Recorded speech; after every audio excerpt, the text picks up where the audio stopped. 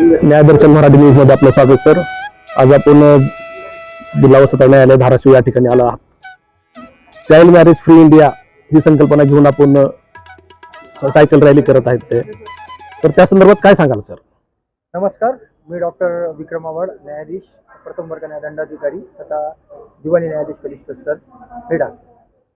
जय भवानी सामाजिक व सांस्कृतिक संस्था पिंपळगाव जलाल तसेच जिल्हा विधी सेवा प्राधिकरण अहमदनगर व धाराशिव यांच्या संयुक्त विद्यमाने गेल्या 8 ते 10 वर्षापासून आम्ही ही सायकल यात्रा या ठिकाणी विधीविषयक मार्गदर्शन सायकल यात्रेचे या ठिकाणी आयोजन करत असतो.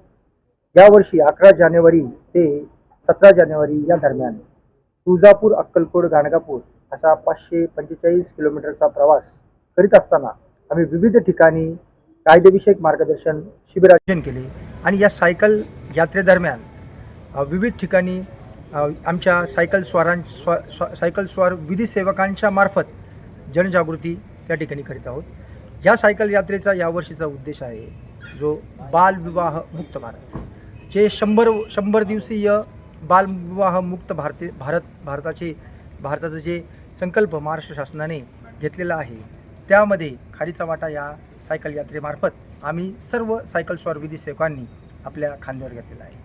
तर बालविवाह जो आहे, मुलीचं वय 18 वर्षापेक्षा कमी असेल आणि मुलाचं वय जर 21 वर्षापेक्षा कमी असेल, असा कुठल्याही प्रकारचा जर विवाह होत असताना तो विवाह थांबवण्याचं काम कायद्याने केलेलं आहे आणि त्याचा प्रचार आणि प्रसार आम्ही या सायकल यात्रेमार्फत ठिकठिकाणी जनसामान्यांमध्ये करीत असतो.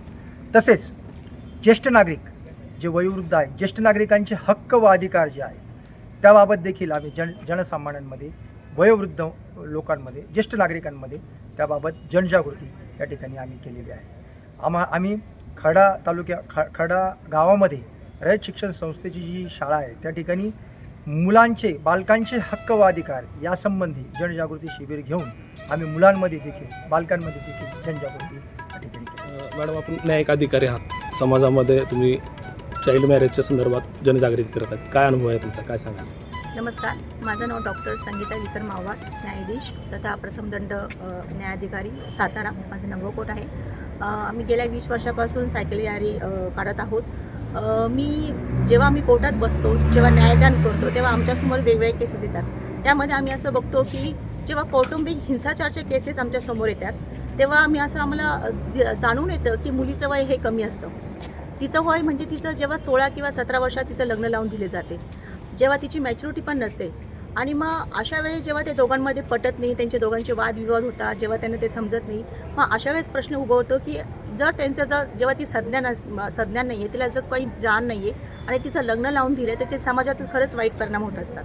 म्हणून मग याची जनजागृती करणं फार कायद्याने खूप गरजेचं आहे आणि म्हणूनच आम्ही हा हेतू मनात धरून आता ही आमची सायकल रॅली काढत आहोत की बालविवाह, मुलीचं वय हे 18च पाहिजे आणि मुलाचं वय हे 21च पाहिजे. जर मुलीचं वय 18 नसेल तर तिला तिचं कौटुंबिक जे जबाबदारी असते ती योग्यरित्या पार पाडू शकत नाही.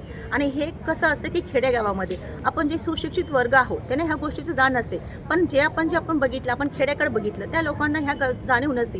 ते लोकांना त्यांना असं वाटतं की मुलगी म्हणजे आमच्यावरचं भार, मग ती 16ची असू किंवा 17ची असू त्यांना त्याचा काही फरक पडत नाही. फक्त तिचं लग्न लावून दिलं म्हणजे आपली जबाबदारी संपते, पण असं नव्हे, आपली जबाबदारी तिचं संपत नाही. मुलीचं वय हे कायद्याने 18च केलं आहे आणि मुलाचं वय हे 21च आहे. हे जर प्रत्येकाने जाणून घेतलं तर नक्कीच कौटुंबिक हिंसाचार सारख्या ज्या घटना होतात त्याला आळा बसेल आणि ते कुठेतरी थांबेल. बस हेच आमचं ध्येय आहे आणि हे ध्येय आम्ही पुढे सर, काय सांगाल सर? एक सामाजिक संस्था, एक न्यायालयीन म्हणजे जनजागृतीच्या कामामध्ये सक्रिय सहभाग घेऊन काम करते, तुम्ही अध्यक्ष आहात, काय सांगाल? मी विजय बोरकडे, जय भवानी सामाजिक व सांस्कृतिक संस्था पिंपळगाव जलाल अध्यक्ष.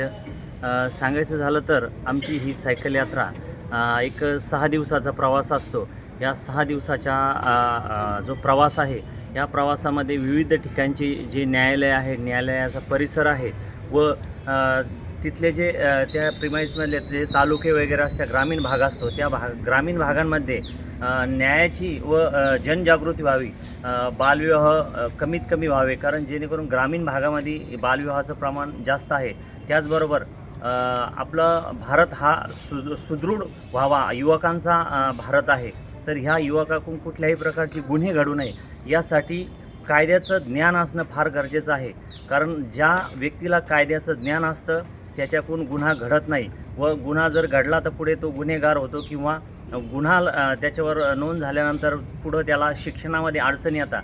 त्यामुळे शक्तिशाली भारत बनवायचा असेल तर आपल्याला प्रथम डॉक्टर बाबासाहेब आंबेडकरांनी जे संविधान दिलं आहे त्या संविधानाचे जे नियम आहेत ते प्रत्येक नागरिकाने अंगीकारले पाहिजे. यासाठी आमच्या जय भवानी मित्र मंडळाचा हा उद्देश आहे की जनसामान्यांपर्यंत हा न्यायाची जी पुस्तिका आहे ती पोहोचली पाहिजे. या पुस्तिका पोचवण्यासाठी आमच्यासोबत जे न्यायाधीश विक्रम आव्हाड व न्यायाधीश संगीता विक्रम आव्हाड या दोघांच्या मार्फत यांच्या मार्गदर्शनाखाली आम्ही या दानाचे व न्याय समजून देण्याचं काम आम्ही आजपर्यंत करत आहोत. धन्यवाद. न्यायदर्शन मराठी न्यूज चॅनलला आपण माहिती दिल्याबद्दल धन्यवाद. थँक्यू.